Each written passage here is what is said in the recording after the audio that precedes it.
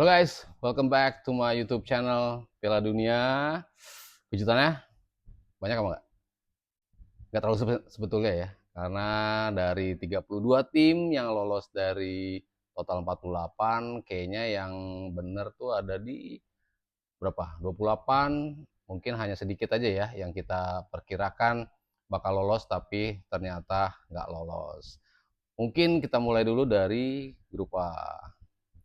Grup A harapannya memang Meksiko yang menjadi juara grup, karena memang secara hitungan lalu probabilitas Meksiko memang yang punya peluang paling besar untuk lolos di situ. Ada 90-an persenan kalau nggak salah.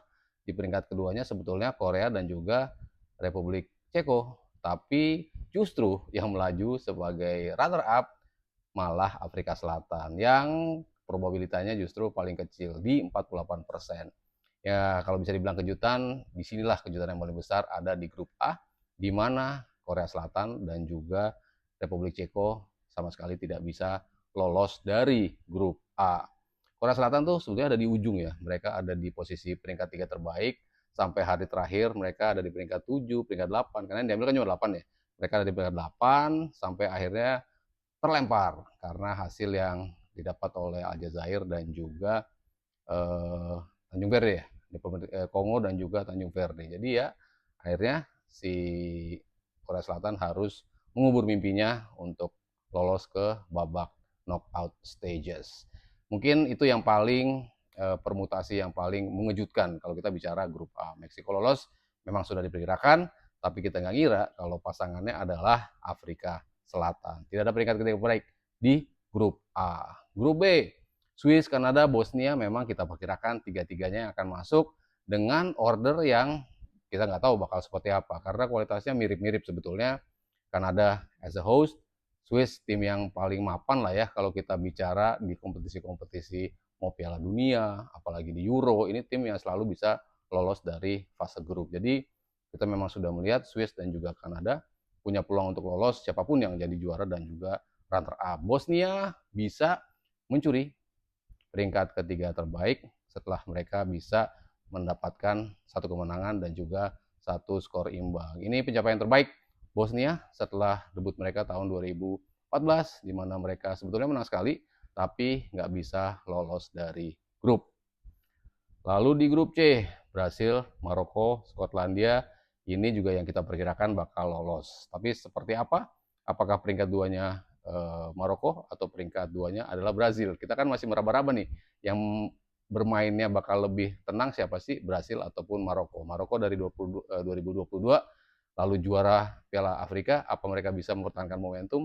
Brasil setelah dipegang Ancelotti, apakah bisa untuk bisa tampil oke dengan pemain-pemain yang bisa dibilang berkualitas, tapi bermain as a team apa enggak? Ternyata Brasil bisa dan menjadi juara grup C dengan 7 poin, dan juga Maroko ada di peringkat kedua. Scotland mirip-mirip tuh sama Korsel kemarin, ada di peringkat 7, peringkat 8, peringkat 9, dan akhirnya dengan selisih gol minus 3, Skotlandia harus pulang duluan. Kalau Haiti memang nggak diperhitungkan lah ya di grup C ini.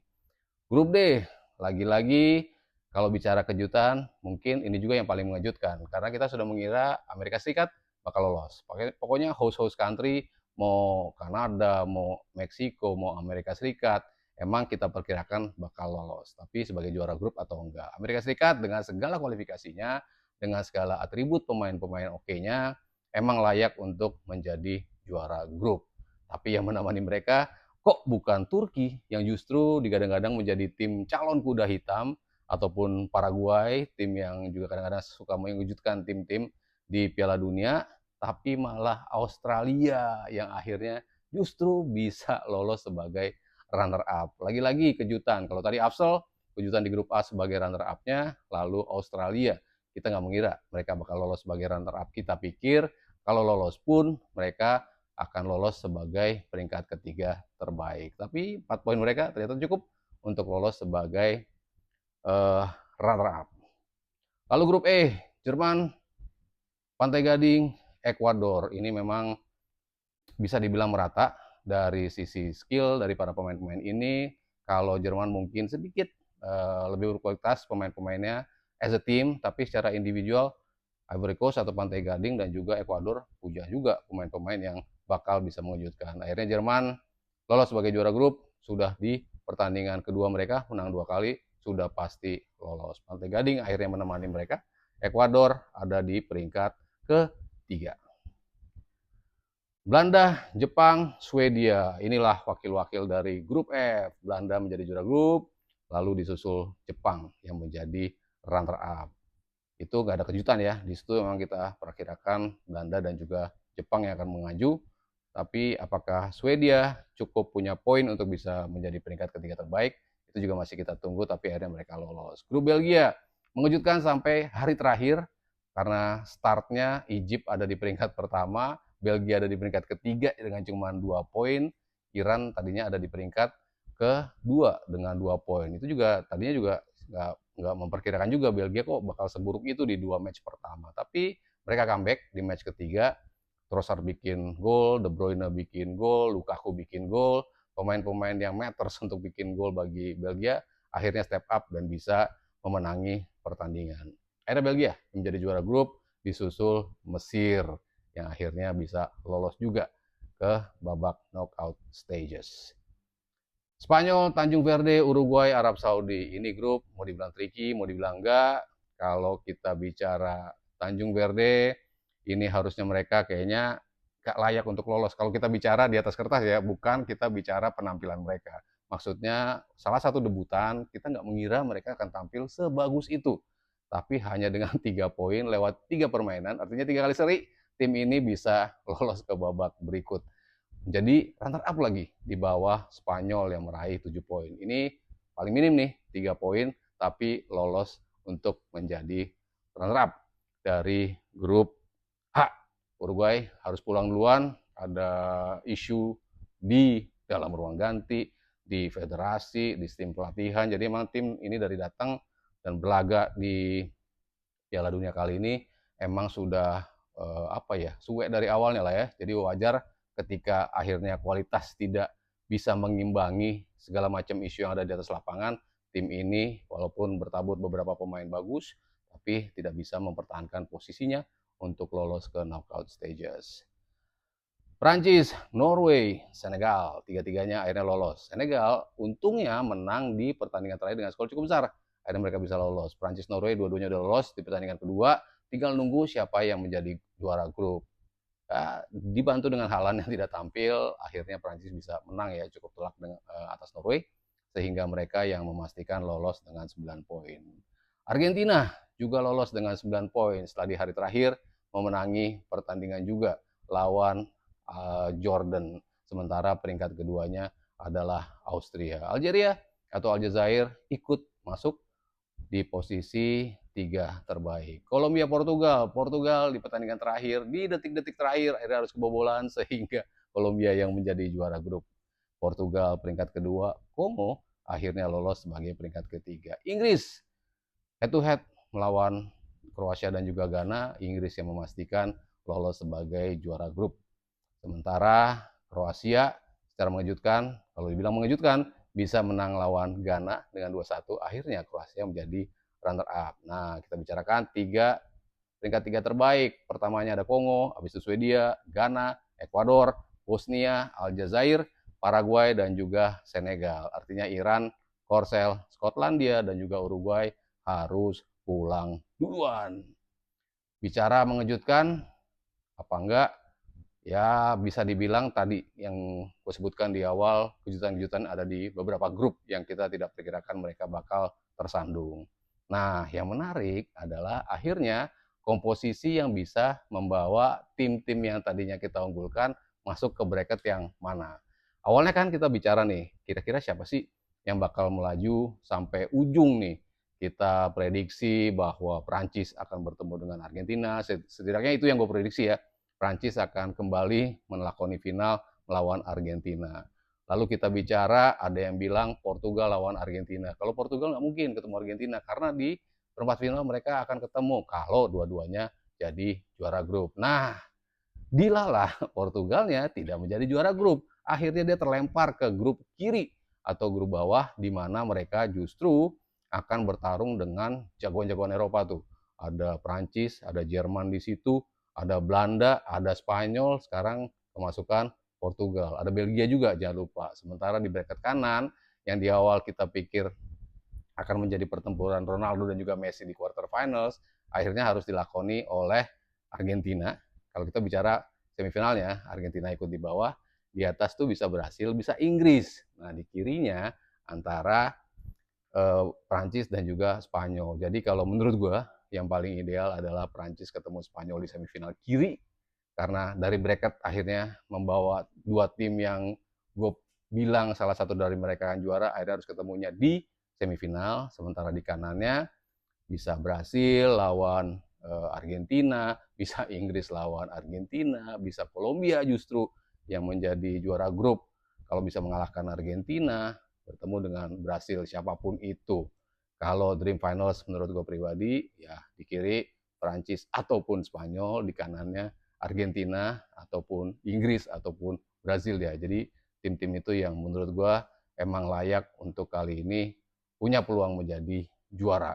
Yang menarik jelas di pertemuan awalnya ya 32 besar yang sudah langsung ketemu adalah Belanda ketemu sama Maroko. Ini dua negara yang secara kualitas bisa dibilang sama-sama oke. Play as a team kayaknya Maroko lebih stabil dalam sisi permainan karena bisa memainkan sepak bola defense dan juga attacking yang cukup atraktif. Dua-duanya punya switch up play bagus, punya kemampuan untuk mindahin bola, kemampuan untuk transisi sama-sama bagus, terutama setelah Brobbey dan juga Dele Malen dan juga Gakpo tampil oke buat Belanda. Sementara Saibari di kubu Maroko masih ada si Ashraf Hakimi, masih banyak pemain-pemain yang punya kualitas bagi Maroko untuk bisa menentukan siapa yang akan lolos antara Belanda dan juga Maroko. Lalu yang partai besar juga di sisi seberangnya ada Brasil lawan Jepang. Oke lah, orang bilang ini scale-nya mungkin tidak segemerlap Belanda lawan Maroko, tapi Brasil tetap Brasil, dan di bawah Ancelotti gue selalu melihat tim ini bisa mengejutkan karena Ancelotti bisa maksimalin squad yang ada di setiap tim yang dia bela atau yang dia besut, selalu bisa menghadirkan kejutan-kejutan berupa gelar-gelar juara. Jepang kolektif as it gets, ini tim yang paling tampil solid as a team dari lini bertahan, tengah, depan. Beberapa pemain absen nggak ngaruh, tetap aja mereka tampil dengan kolektivitas tinggi dan selalu bisa mengejutkan tim-tim besar. Tapi lagi-lagi kenaifan Jepang dalam bermain di cup competition, di turnamen besar, itu yang masih harus dilalui secara mental. Apakah Jepang sudah siap untuk menanggalkan itu? Kalau gue lihat di beberapa game terakhir, mereka udah nggak ngoyo lagi tuh. Misalnya udah unggul, mereka nggak coba cari game gol lebih banyak, mereka nggak coba untuk ambil risiko, tapi justru coba untuk bermain aman. Di satu sisi itu positif, kalau Jepang ingin bisa melaju jauh, dalam hal ini bisa mengalahkan Brazil di babak 32 besar. Sisanya mungkin yang mengejutkan juga atau yang bisa dibilang berat, Portugal ketemu Kroasia. Ini satu dibilang calon juara, Kroasianya udah pasti dalam dua Piala Dunia terakhir justru tim yang salah satu yang paling konsisten. Runner up di 2018 dan juga peringkat ketiga di 2022. Para pemain gaeknya dibilang sudah habis, sudah tidak bisa berkontribusi, taunya masih bisa. Jadi kita tidak pernah bisa menyoret Kroasia dalam percaturan sepak bola turnamen. Justru posisi Portugal yang saat ini gue bilang agak sedikit mengkhawatirkan nih, masih kelihatan ketidakcocokan di antara pemain, missing sparks dari para pemain, cuman bagus di game kedua, game pertama dan juga game ketiga, masih menimbulkan banyak pertanyaan, terutama dari sisi offense, di mana mereka bingung untuk melakukan nama ketika masuk ke sepertiga terakhir. Roberto Martinez pergantian pemainnya bukan mengganti sistem, bukan mengubah strategi, tapi mengganti kaki yang lelah ke permainan yang sama.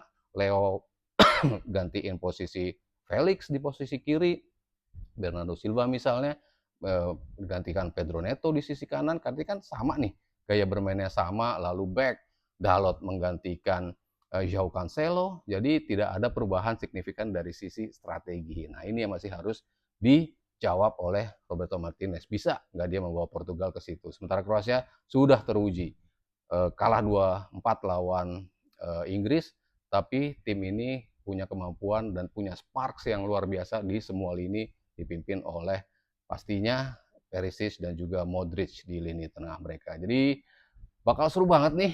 Babak 32 besar udah ada 3 partai big match yang menurut gua akan membuat Piala Dunia ini paling seru. Udah gitu di 16 besarnya udah pasti jaminan mutu lagi tuh. Kalau misalnya Jerman bisa mengalahkan Paraguay, langsung ketemu pemenang antara Prancis dan juga Swedia. Itu berat banget. Lalu kita bicara kalau Portugal menang lawan Kroasia atau Kroasia menang lawan Portugal, lawan pemenangnya adalah Spanyol ataupun Austria. Big match lagi di kubu kiri. Jadi kalau dibilang Piala Dunia ini nggak seru dari babak-babak awal, baru kita tunggu di akhir-akhir, nggak juga. 32 besar udah seru, 16 besar apalagi bakal tambah seru. Jadi ya sejauh ini gue masih konsisten. Gue bilang Prancis yang dengan 9 poin sama Argentina juga dengan 9 poin di turnamen kali ini punya peluang yang paling besar untuk bisa melaju terjauh di kompetisi kali ini. Beberapa tim masih butuh jawaban atas banyak pertanyaan. Inggris salah satunya belum menjawab masalah ketajaman. Jerman soal konsistensi belum terjawab juga di situ. Spanyol soal striker di depan belum terjawab juga oleh mereka. Portugal kekompakan tim belum terjawab. Brazil secara kualitas masih harus teruji. Masih banyak pertanyaan-pertanyaan di tim-tim yang diharapkan bisa melangkah jauh. Jadi ya nikmati terus Piala Dunia kali ini dan gue coba akan lebih sering memberikan update-update bagi kalian semua. So, sampai sini dulu edisi kali ini. See you. Bye-bye.